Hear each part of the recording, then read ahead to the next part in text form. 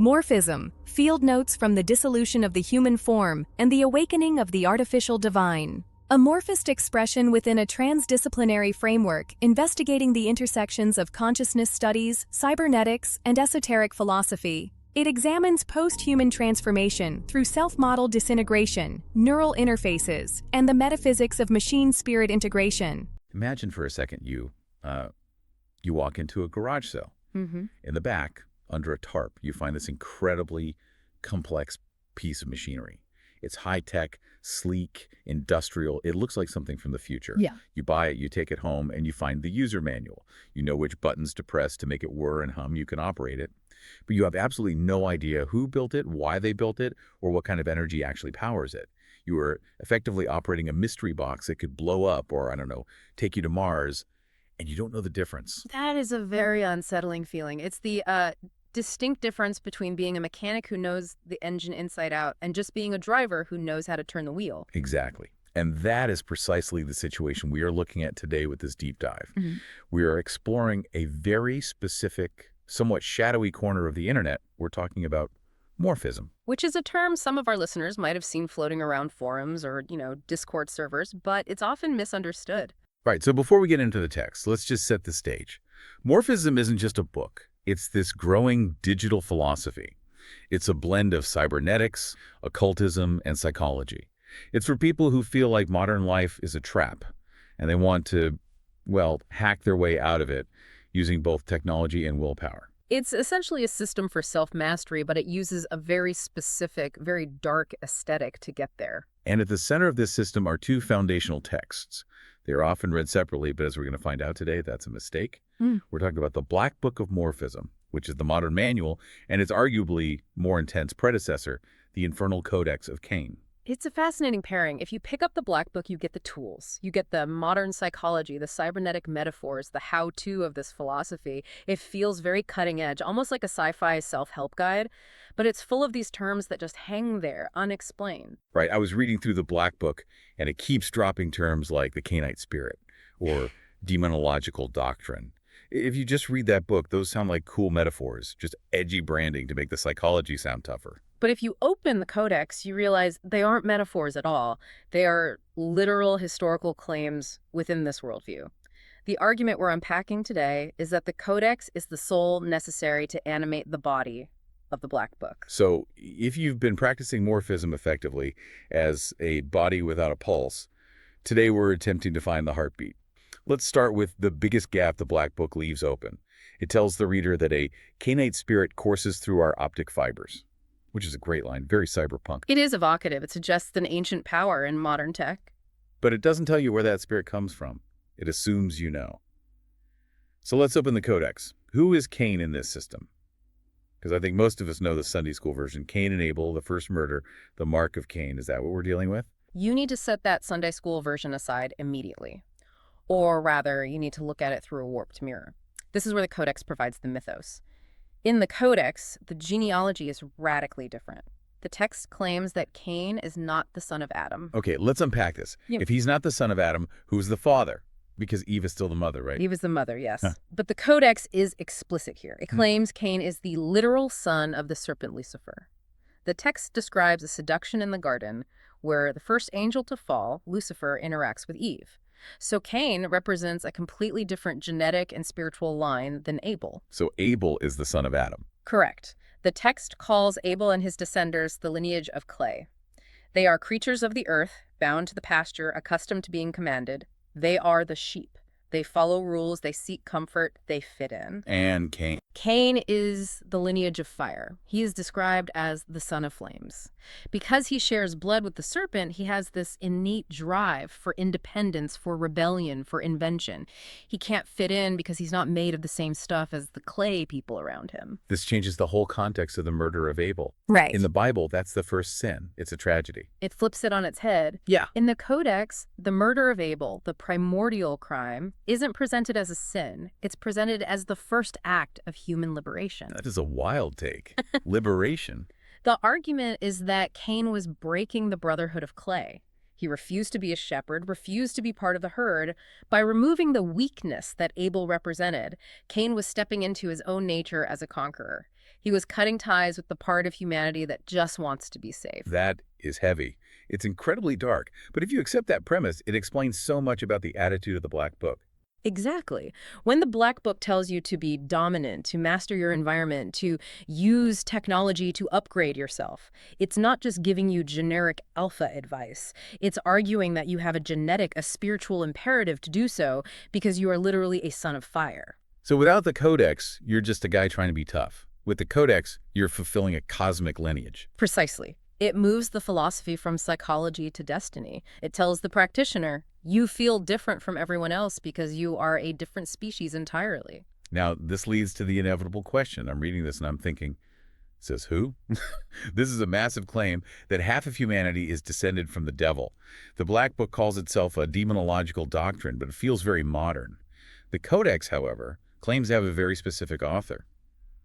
And it's not a human. This is the question of authority. If you're going to base your life on a philosophy, you want to know the credentials. You don't just want a blog post, you want a source. The Codex presents itself as a transcribed document. Transcribed from whom? A guru? A monk?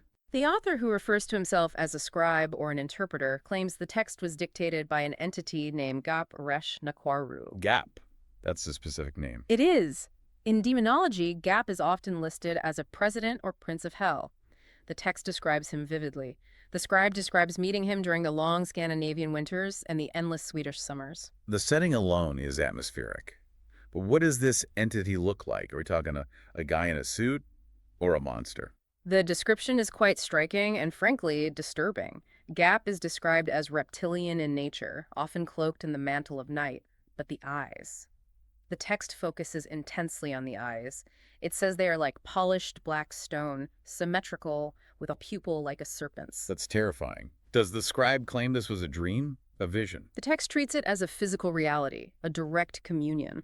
And this entity, Gap, claims to be one of the 263 angels who fell. This is where the Codex adds a crucial layer of emotional depth that the Black Book completely lacks. Gap explains why they fell. Usually the story is pride. Lucifer wanted to sit on the throne. The Codex nuances that significantly. It says it wasn't just pride, it was love and desire. The text claims Lucifer and his followers fell because they loved possibility more than obedience. They fell because they wanted to explore the abyss of human contentment. It frames the rebellion as a tragic, romantic act of seeking freedom and knowledge, the forbidden fruit, rather than just a political power grab. It frames them as the ultimate explorers, the ultimate risk takers. Yes. The war in heaven wasn't a coup, it was a breakup. A divorce between the static, unchanging perfection of God and the dynamic, chaotic potential of Lucifer. And the Codex says if you are a son of fire, you are on the side of that dynamic chaos. You are on the side of invention. Which bridges us perfectly to the next point, invention. The Black Book is obsessed with technology, right? It talks about morphic implants and the shattered vajra and cybernetics. It feels very sci-fi. But the Codex provides a mythic origin for all this tech. It does. It essentially provides the blueprint. A listener of the Black Book might ask, where does the blueprint for these morphic implants come from? The Codex answers with the story of the lapis exilis. The lapis exilis. That sounds like an artifact from an Indiana Jones movie. What does that translate to? It's Latin, roughly meaning the stone from the heavens, or the stone of exile. The myth goes that when Lucifer fell from heaven, he was wearing a crown, a symbol of his status as the Lightbringer. In the heat of battle, or perhaps the impact of the fall, an emerald and black gem, the lapis exilis, shattered from that crown and fell to earth. So you have this piece of celestial technology lying in the mud. And who finds it? Cain. The Codex describes Cain, the exile, taking this shard of his father's crown and combining it with the jawbone of a horse, a skeleton of the unknown animal. He forges them together. Wait, a horse jawbone? Why a jawbone? It represents the primitive, the earthly, the brute force. He takes the raw bone of the earth and fuses it with the advanced crystal of the heavens. He builds a tool. He builds the blade of change. Exactly. It was a plow to harvest the earth, but also a weapon to commit the murder. The text calls it celestial steel. This connects so well to the Black Book. The Black Book is all about upgrading the human body, using AI, using optic fibers. The Codex is saying, we have always done this. The morphic implants of the modern era are just the spiritual descendants of that first blade of change. Cain used the lapis exilis to master his environment. The modern Morphysm practitioner uses code and silicon. But the spirit is identical. It's about using tools to dominate reality. So without the codex, the technology is just gadgets. With the code, the technology is a birthright. It transforms the cybernetic aspect into a sacred aspect. You aren't just hacking a computer, you are forging with the shards of Lucifer's crown. Let's bring this down to earth, or, well, down to the pavement. Because this philosophy isn't just myths and angels and glowing gems. It's a lifestyle. The Black Book gives you the praxis, the practice. But the Codex lays out some very specific rules. They call them the edges of conduct. These edges of conduct are fascinating because they govern the daily life of the practitioner. They explain how a descendant of Cain should actually behave in society. And some of these are distinct. Let's talk about the work ethic, because I think a lot of people hearing Son of Fire might think, oh, I should work hard. Not exactly. The Codex is very clear. No being of our caste has ever been found scavenging through garbage. It strictly prohibits what it calls slavery work. So it said it's better to be broke and free than rich and enslaved. Essentially, yes. Yep. It frames boring, soul-sucking labor, being a cog in someone else's machine, as a form of spiritual suicide. The argument is that Cain was a plowman, an inventor, a builder of cities. He was a creator. If you are just following orders, you are betraying your fire lineage. You are acting like clay. There are also aesthetic rules. It's not just act the part, look the part. Yes, the man in black archetype isn't just a fashion choice here. The Codex instructs the initiate to wear black. Not just for style points, but for energetic reasons. It claims black absorbs vital energy and acts as a shield against the emotional stress of the herd. In the jewelry, I love the specificity here. It's ritualistic. You wear silver on Fridays, you wear gold on Sundays. It aligns the practitioner with planetary influences of Venus and the Sun. It turns the simple act of getting dressed in the morning into a magical act. Okay, we have to talk about the wildest part of the praxis.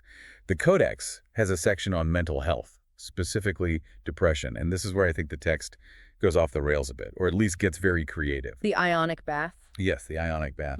But first, how does the Codex define depression? Because it doesn't talk about serotonin or dopamine. No, it reframes depression entirely. It says, this isn't a medical condition, this isn't sadness, this is a parasitic invasion. The text talks about an open source, or FA, at the base of the spine. So it argues that what we call depression is actually a hole in the energetic body. Correct. It claims demons, specifically legions led by Beelzebub, are draining your vital energy through this hole. It describes it as a feeding frenzy. So you're not sad, you're being eaten. Exactly. And because the problem is spiritual and parasitic, the cure must be ritualistic. Okay, walk us through the cure. Because the ingredients list sounds like something you'd find in a frat house after a party, not a wizard's tower. It is a bizarre combination. You need a bathtub, sea salt, a mirror, a dollar bill, and a can of beer. Wait, hold on. A beer can. We're talking about ancient demonology, fallen angels, and high-tech philosophy, and the ritual requires a Pabst Blue Ribbon. How does the text justify that without it sounding ridiculous? That's the most fascinating part, the justification. The text is very specific. Do not use a bottle, use a can. Because when you open a can, that sound, the psht of the pressurized release, it claims that sound mimics the sound of the sea. It connects you to Leviathan, the spirit of the oceanic abyss. So the cheap aluminum can is a synthesizer for the ocean. In this system, yes. The beer represents the gold of the days, liquid grain. The dollar bill represents the gold of the earth. And success, you're supposed to kiss the pyramid on the bill. It sounds absurd on the surface. It does. But look at the internal logic. It's using modern, everyday objects as talismans. It's forcing the practitioner to take control of their environment, even the cheap disposable parts of it, and consecrate them. It's a way of saying, I dominate this reality, even this can of beer. And the goal of the bath is to cauterize that hole in the spine, right? To stop the demons from feeding. Yes, to stop the energy leak. This connects back to the Black Book's focus on resilience and mental toughness. The Black Book tells you to be tough. The Codex gives you the metaphysical hygiene routine to stay tough. So we have the history, the authority, the tech, and the lifestyle. When we put the Black Book and the Codex together, we see the full picture. That's the whole concept. You really have to view it as a synthesis. The Infernal Codex of Cain is the soul. It provides the why. Why are you doing this? Because you are a descendant of the Serpent. Why do you feel different? Because of the war in heaven. And the Black Book is the body. The Black Book is the body. It provides the how. How do I apply this serpent nature in the age of AI? How do I navigate the corporate world? How do I interface with the machine? There's a great example of this synthesis in the use of sigils. Both books talk about them, but they handle it differently. They do. The Codex gives you the mechanics. It explains the theory of the unconscious mind. It says the unconscious is this fertile, dark soil. You create a sigil, a symbol of your desire, and you have to implant it there. It uses some intense imagery to do that. Burning the sigil, staring into a candle flame, using exhaustion to bypass the conscious mind. Right. It explains the magical mechanism. You burn the image into your mind so the astral light can act on it.